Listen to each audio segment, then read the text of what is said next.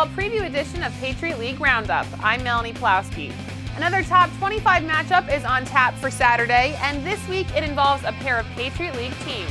The league slate will also kick off this weekend with Bucknell traveling to Lafayette, and a little later in this Week 6 preview, you'll see my interview with Leopards coach Frank Tavani. But first, let's take a closer look at the matchup of the week.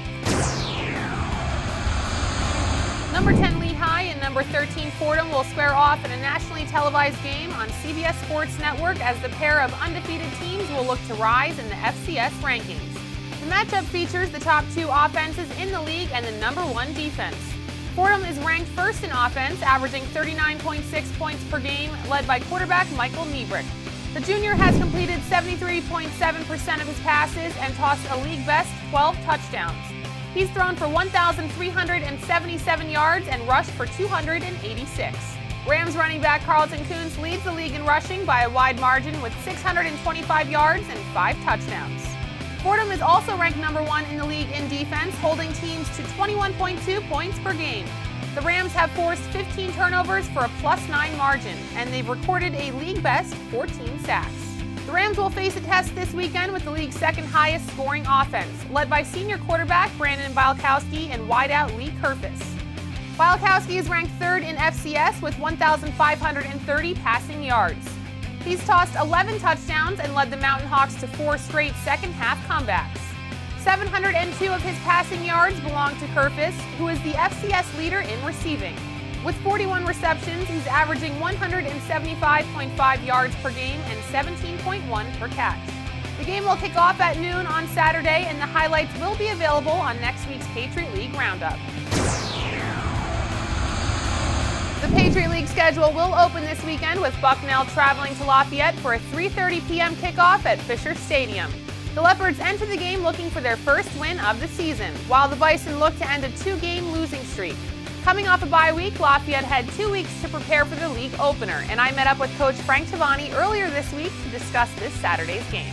So, Coach, you had a bye week heading into league play this weekend. How important was that for your players to get ready for the first league game?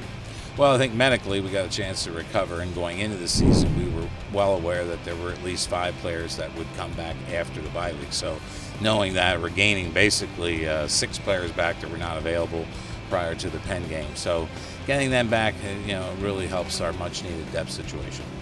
Is there anything specific that you stressed to your players during the time off? Well, you can't look back in the rearview mirror. I mean, you only look at how can you improve the thing you did, and you made mistakes that cost you games. So, but you can't dwell on that either. You got to continue to believe in what you're doing, and which we went back to basics and fundamentals a little bit. We practiced Monday, Tuesday, Wednesday.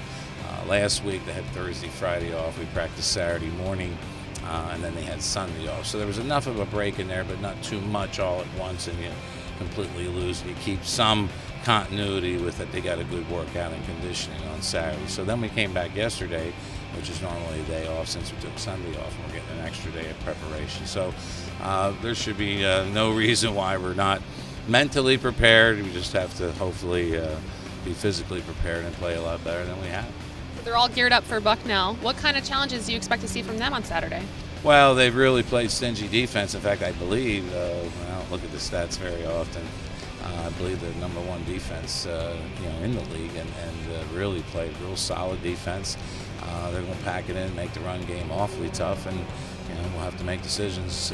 Once there's too many in the box, you better be able to throw the ball a little bit.